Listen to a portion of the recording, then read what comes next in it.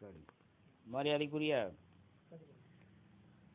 எமது உறவினர்களே மற்றும் சொந்தங்களே,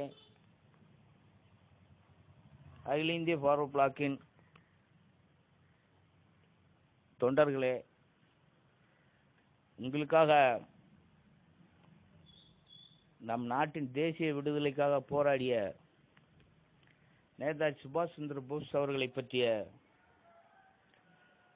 ஒரு சில விஷயங்களை உங்களிடம் பகிர்ந்து கொள்வதற்காக இங்கே வருகின்றிருக்கின்றேன்.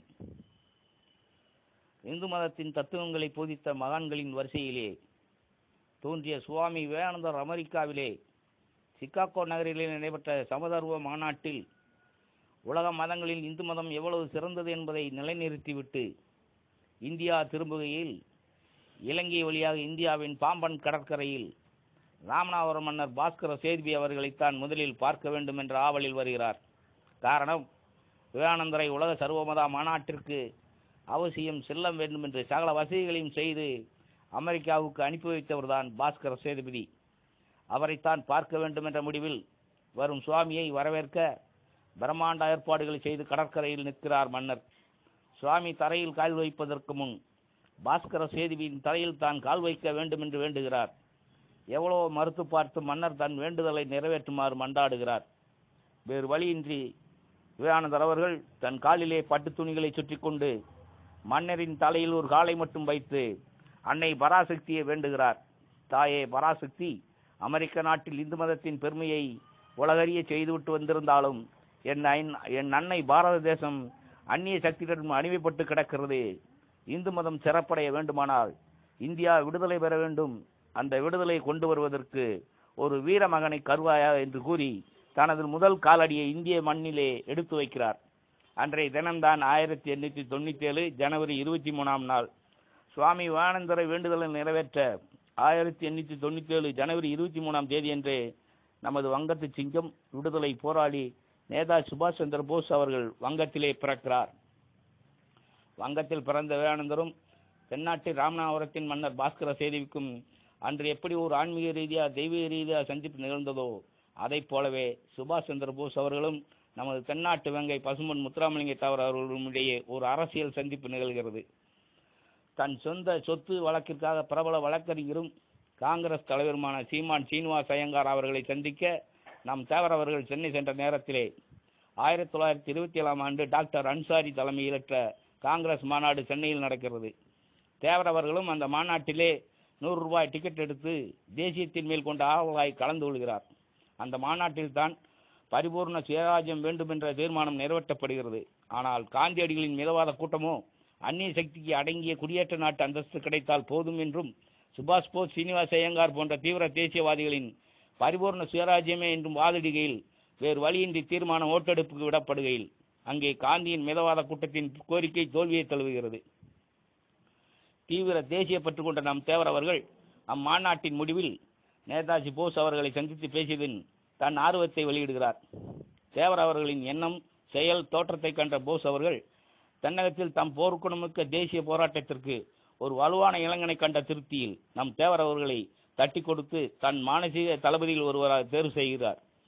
தேவரின் முதல் அரசியல் சந்திப்பே காந்தியின் தோல்வியும் நேதாஜியின் வெற்றியும் ஆரம்பமாகிறது.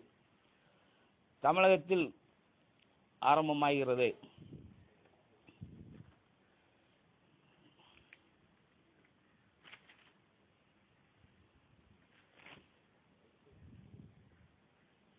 ஏகாதிபத்திய எதிர்ப்பாளர்களை ஓரணியில் திரட்ட வேண்டிய காலகட்டத்தில் நாம் இருக்கின்றோம். அரசியல் சுதந்திரம் பெற்றுவிட்டாலும் பார்வர்ட் இயக்கம் முழுமை பெற்றுவிடவில்லை. நமது நடவடிக்கைகளில் ஒரு புதிய வேகமும் லட்சியங்களில் கொள்கைகளிலும் ஒரு புரட்சிகர மாற்றம் ஏற்படுத்தப்பட வேண்டும். அந்த மாற்றம் எவ்வித சந்தேகத்திற்கும் இடம் தராமல் சோசியலிச பாதையில் செல்வதாக இருக்கும் என்று அன்றைக்கே கனவு காண்கிறார்கள். பிரிட்டன், ஜெர்மனி நேரடியாக யுத்தம் ஆரம்பித்து பிரிட்டன் மீது ஜெர்மனி நேரடியாக யுத்தம் ஆரம்பித்திருக்கும் இந்த சூழ்நிலையில் நம் இந்தியாவில் சுதந்திர போராட்டத்தை தீவிரப்படுத்தினால் நம் பாரத தேசம் விடுதலை பெறுவதற்கான சாத்தியம் நிறைய உண்டு. அதற்கான காலமும் வந்துவிட்டது. அந்த நேரத்தில் காங்கிரஸ் கட்சி யுத்தத்திற்கு ஒத்துழைப்பு போக முடியாது என்று தீர்மானம் நிறைவேற்றினாலும் அதை நடைமுறைப்படுத்த தயங்கியது. ஆனால் போஸ் அவர்கள் ஆயுதத்துடன் இருக்கும் எதிரியை ஆயுதத்தால் தான் எதிர்க்க முடியும் என்கின்ற ரீதியில் இந்திய புரட்சியாளர்கள் ஒன்று திரட்டும் முயற்சியில் நாம் ஈடுபடும் என்று அறைகோல் விட்டார். அத்தோடு பசும்பொன் தேவர் அவர்களின் அழைப்பின் பேரில் சுபாஷ் அவர்கள் மதுரை பொதுக்கூட்டத்திலும் பேசினார்.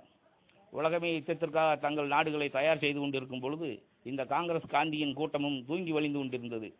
யுத்த நிலை பற்றி காந்தியடிகள் விரட்ட அறிக்கையில் காங்கிரஸ் கட்சியை பொறுத்தவரை என் நிலை பற்றி தெளிவாக்கிவிட்டேன். ஒரு மனிதன் என்ற முறையில் எனது அனுதாபம் முழுவதும் இங்கிலாந்தின் மீதும் பிரான்ஸ் மீதும் தான் இருக்கிறது என்று இந்தியாவின் ஆங்கில கவர்னரிடம் கூறினார் என்றால் காந்தியின் எண்ணம் செயல் ஒரு அழித்தனமான பேடித்தனமான வேலையாகத்தான் இருந்திருக்கிறது.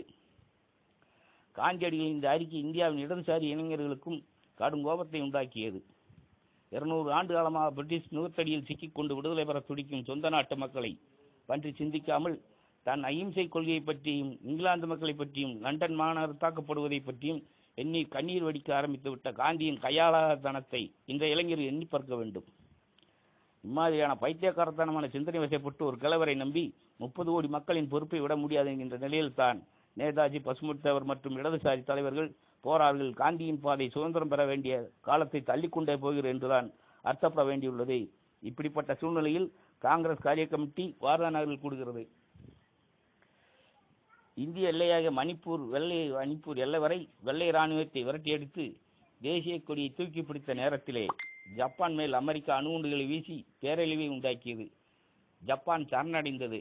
நம் தேவர்கள் சிறையில் அடைக்கப்பட்டிருந்த 1.5 ஆண்டு காலத்திற்கு உள்ளாக இனியும் தாமதித்தால் இந்தியாவின் சுதந்திரம் பின்னுக்கு தள்ளப்படும் என்று கருதி வீட்டு சிறையிலிருந்து சுபாஷ் போஸ் அவர்கள் 1941 ஜனவரியில் மாயமாய் மறைந்து இந்தியாவை விட்டு வெளியேறினார்.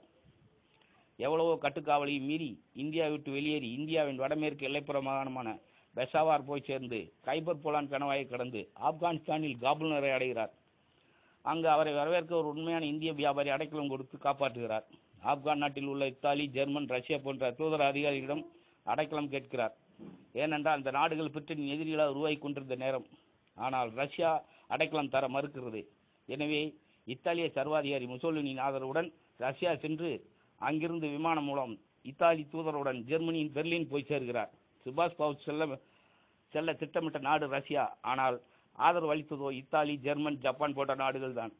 சுபாஷ் போஸ் அவர்கள் 1939 பார்வர்ட் கட்சியை தோற்றுவித்ததுடன் அதற்கு ஒரு அமைப்பாக இராணுவ போராட்டம் நடத்த திட்டமிட்டு வார் கவுன்சில் என்ற அமைப்பை கட்சிக்குள் ஏற்படுத்தினார். சுபாஷ் சந்திர போஸ், சரத் சந்திர போஸ், லாலா சங்கர்லால், எஸ். ஸ்ரீனிவாச ஐயங்கார், பசும்பொன் தேவர் ஆகிய 5 சுபாஷ் பாபு இந்தியாவை விட்டு தப்பிய பிறகு தேவர் அவர்களை தப்பவிடக்கூடாது என்பதற்காக திருச்சி சிறையிலிருந்து வேலூர் சிறை, வேலூரிலிருந்து ஆந்திரா ராஜமந்திரி சிறை, அதன் பிறகு மகாராஷ்டிரா அமராவதி சிறை, அடுத்ததாக மத்திய பிரதேசத்தில் உள்ள டாமோ சிறை என்று மாற்றிக்கொண்டே இருந்தார்கள். தேவர் கைது செய்து சுபாஷ் பாபு தப்பிச் சென்று விட்டார் என்றவுடன் ஆங்கில ஆட்சியாளர்கள் ஏக இந்தியாவில் இருந்த பார்வர்ட் பிளாக் கட்சியின் தீவிர உறுப்பினர்கள் மற்றும் புரட்சியாளர்களை பாதுகாப்பு சட்டத்தில் சிறையில் அடைக்கிறார்கள். 1939 ஆரம்பிக்கப்பட்ட 2ஆம் உலகப் போரில் ஜெர்மனி, இத்தாலியும் பிரிட்டிஷ், பிரான்ஸ் நாடுகளை கைப்பற்றி ஆக்கிரமிப்பு செய்த பொழுது 1941 ஜப்பானும் அச்சு நாடுடன் சேர்கிறது. 1942 ஜப்பானின் போரில் குதித்து உலகமே ஆச்சரியப்படத்தக்க வகையில் கிழக்காசி நாடுகளை ஒன்றன் பின் ஒன்றாக பிரிட்டிஷ் காலனி நாடுகளை அனைத்தையும் ஜப்பான் கைப்பற்றிக் கொள்கிறது. இந்திய விடுதலை போரை தொடங்க சென்ற சுபாஷ் அவர்கள் ஜெர்மனியில் ஜெர்மனி சர்வாதிகாரி ஹிட்லரின் படைகளின் ஆப்பிரிக்கா போர் முனையில் யுத்த கைதிகளாக பிடிபட்ட 10,000 இந்திய சிப்பாய்களை, வெள்ளையரின் படையில் இருந்தவர்களை ஜெர்மனி அதிபருடன் பேசி இனி இவர்கள் இந்திய சுதந்திர சர்க்காரின் இராணுவ வீரர்கள் போல் செயல்படுவார்கள், அதற்கான உறுதியையும் உத்தரவாதத்தையும் நான் தருகிறேன், எனவே இவர்களை விடுவித்து எனது தலைமையில் போர் பயிற்சி அளித்து வெள்ளை அமெரிக்க ஏகாதிபத்தியங்களை எதிர்க்க நாங்களும் துணை நிற்கிறோம், ஆகவே எங்களுக்கு தேவையான ஆயுதம், பணம் ஆகியவற்றை கொடுத்து உதவுமாறு கேட்கிறார் ஹிட்லரிடம். அதில் வெற்றியும் பெற்று தனி வானிலை நிலையம் அமைத்து உலக நாடுகளை வியக்கும் வண்ணம் சுபாஷ் பாதியா நான் உயிரோடு இருக்கிறேன், தற்பொழுது நடந்து வரும் ஏகாதிபத்திய எதிர்ப்பு போரில் நமக்கு துணையாக ஜெர்மனி, இத்தாலி, ஜப்பான் போன்ற நாடுகள் உதவுகின்றன, எனவே இந்திய மக்களை இந்தியாவின் உள்நாட்டு போரை தொடங்குங்கள் என்று ஆசாத் ஹிந்த் வானொலியின் மூலமும் இந்தியாவில் ஒருவலப்பட்டது. இதே காலகட்டத்தில் ஏற்கனவே கடந்த 20 ஆண்டுகளுக்கு முன்பே இந்தியாவின் வெள்ளை கவர்னர் மேல் வெடிகுண்டு வீசிய வழக்கில் தேடப்பட்டு வந்த ராஸ் பிகாரி போஸ் அவர்கள் ஜப்பானில் அடைக்கலம் புகுந்து அங்கு குடியுரிமை பெற்று வாழ்ந்து வந்தார். அவர் மூலமாக ஏற்கனவே திட்டமிடப்பட்டு உருவாக்கி வைத்திருந்த இந்திய தேசிய இராணுவத்திற்கு தலைமை பொறுப்பு வருமாறு நமது போஸ் அவர்களுக்கு அழைப்பு விடுக்கப்படுகிறது. கிழக்காசியால் வாழும் லட்சக்கணக்கான இந்தியர்களை ஒன்று திரட்டி விடுதலை போரை நடத்தும் திட்டத்தை ஹிட்லரிடம் தெரிவித்து அதற்கான அனுமதியும் பெற்று அச்சு நாடுகளில் கிழக்காசிய தலைமையேற்று ஜப்பானுக்கு புறப்படுகிறார். வினாடிக்கு வினாடி மரணத்தின் வாயில் நுழைந்து வெளியேறும் சாகசம் போல ஜெர்மனியின் கீழ் துறைமுகத்திலிருந்து அடுத்து சிறிது நேரம் கழித்து தொடரும்.